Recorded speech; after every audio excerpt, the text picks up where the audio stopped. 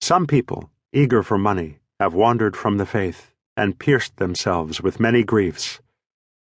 1 Timothy chapter 6, verse 10. The lover of money will not be satisfied with money, nor the lover of wealth with gain. This also is vanity. Ecclesiastes chapter 5, verse 10. For what will it profit them if they gain the whole world but forfeit their life? Or what will they give in return for their life? Matthew chapter 16, verse 26.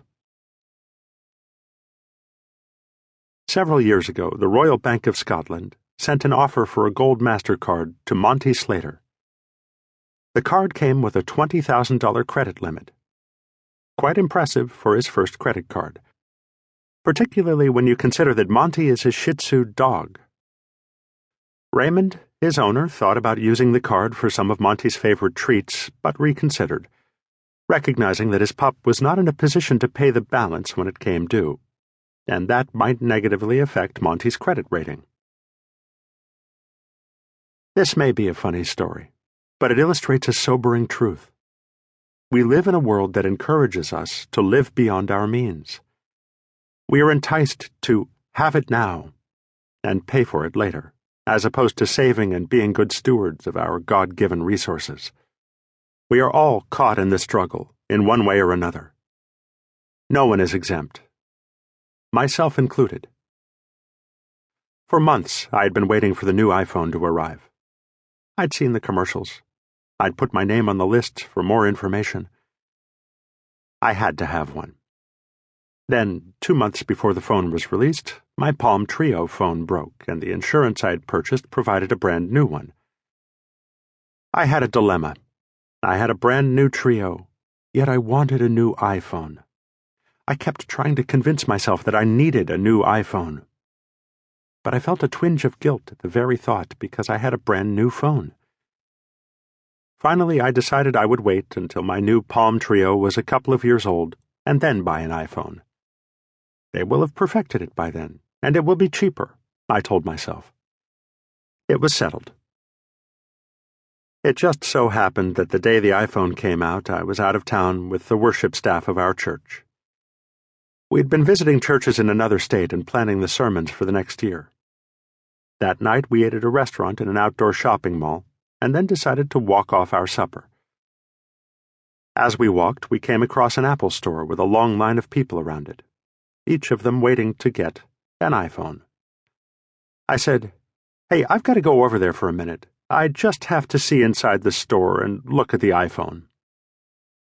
As we walked over to the store, someone came walking out with 2 new iPhones. I asked, "May I see one of your phones? I just want to hold the box. You don't even have to take it out." I just stood there, holding the box in my hands and looking at it. Finally, the staff said, "Hey, Adam, can we keep walking? Come on, let's go." "Okay," I said. "I'll be there in a minute. Go ahead without me." A few moments later, I joined them, and we continued walking around the mall, eventually circling back to the Apple store. I walked up to the clerk at the door, whose job it was to let people in a few at a time, and I asked, "How late are you open tonight?" He said, "We'll be open until midnight if there are any phones left by that time." So we left, and we had our evening planning meetings. Around 11:30 that night, one of our staff members turned to me and said, "You want to go back there, don't you?" I said, "Yeah, I really do." "Come on, let's go," he said. So we got in the car, drove back to the Apple store, and went inside. There was no line now, and they still had a handful of phones left. I held the phone and had 3 different salesmen demonstrate its features for me. Before long, I had convinced myself that I really needed it. I headed to the back of the store, yet all the while I was thinking to myself, you have a new phone. Should you really be buying this? I knew within a year the phone would come down in price. I knew I didn't need an iPhone. And I knew I wanted it now. I was torn.